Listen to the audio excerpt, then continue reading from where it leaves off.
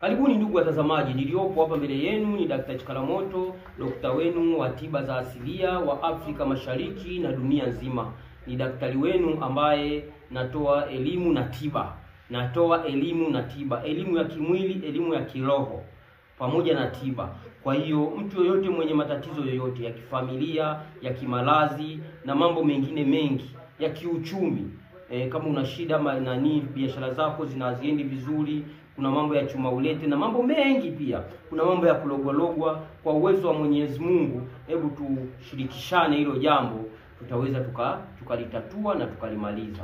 Kwa siku ya leo tunaendelea na vipindi vyetu ambavyo tumekuwa tumeelezana, tutakuwa tunaviendeleza, na watu wengi mmekuwa mkifuatilia hivyo vipindi vyetu, na sana sana ni tumeelemea kwa kipindi hiki tunaenda kwenye vipindi vinavyohusiana na nyota. Tunahusiana na nyota kivipi? Tunazungumza kipaji cha nyota moja baada ya nyingine. Sasa leo tuko kwenye kipaji cha nyota ambayo inahusiana na nyota ya mbuzi. Mtu mwenye nyota ya mbuzi, naomba unisikilize kwa makini ili ujue kipaji chako ambacho Mwenyezi Mungu amekiweka katika mwili wako, katika maisha yako ni kipaji gani. Kwa sababu tusiishi mradi, kila mtu lazima ajue kipaji chake. Mtu mwenye nyota ya mbuzi wana kipaji cha kutambua.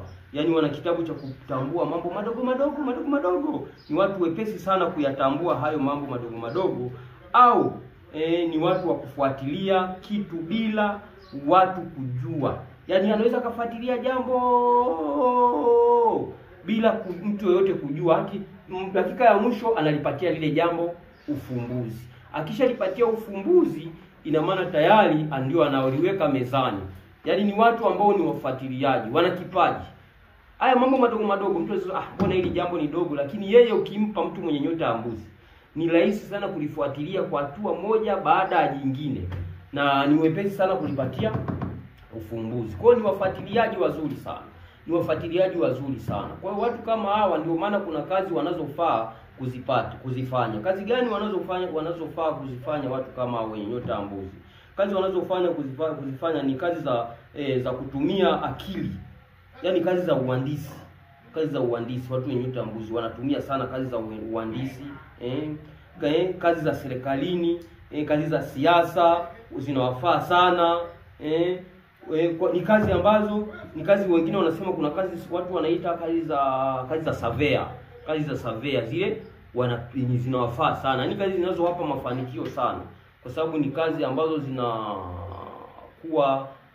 zinaendana na kipawa chao, zinaendana na kipaji chao. Kwa mtu kwa nyota hii akifanya kazi hizo zitamsaidia sana, atafanikiwa sana. Hata kazi za majengo, mtu fanya kazi za majengo, yani kwa mfano kama ujenzi atafanikiwa kwenye mambo yake. Ni mtu ambaye atafanikiwa kwenye mambo yake kwa urahisi sana.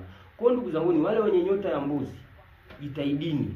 Haya niliyowaeleza na niliyowapa maelekezo kuyafanya. Jitahidini kuyafanya kwa usahihi, kwa umakini, mtafanikiwa. Sio kila mtu unakurupuka. Jambo sio lako. Kwa sababu hapa nakumbuka nimewaambia, nyie ni watu wenye kupenda kufuatilia jambo sana mambo madogo. Sasa yale mambo madogo unayafuatilia kwa faida au unayafuatilia kwa hasara? Unayafuatilia kwa kutaka kujua au unayafuatilia kwa kutaka kuharibu? Kwa hiyo ndugu zangu, unapofuatilia jambo kama hili, jua unafuatilia hili jambo kwa mlengo wa faida. Usifuate kufuatilia haya mambo kwa ajili ya umbea, kwa ajili ya unafiki, kwa ajili ya kutaka kuchonganisha watu. Hapana. Kwa sababu nyinyi ni wafuatiliaji wa mambo. Fuatilieni mambo ambayo yatakuwa ni msaada kwa watu. Na kazi zenu hizo ambazo za kufanya nimeshawaelekeza ni kazi gani ya kufanya. Kwa kama kuna sehemu yoyote utakuwa hujanielewa vizuri, na kama sehemu yoyote unataka ufafanuzi, naomba usisite kunipigia simu. Kwa sababu utakapokuwa umenipigia simu, kuna vitu vingi sana utakapokuwa unavijua, na nitakapokuelekeza.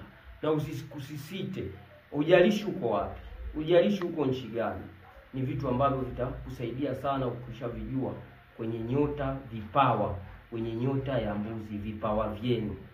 Ni vizuri sana kuvijua na kazi zenu, ili usifanye kazi ya mtu mwingine. Asanteni sana kwa kunisikiliza siku ya leo. Naombeni tuishie hapa. Siku nyingine tutaendelea na vipindi mbalimbali ambavyo vitakuendelea kukupa elimu katika chaneli yetu hii. Asanteni kwa kunisikiliza na karibuni sana.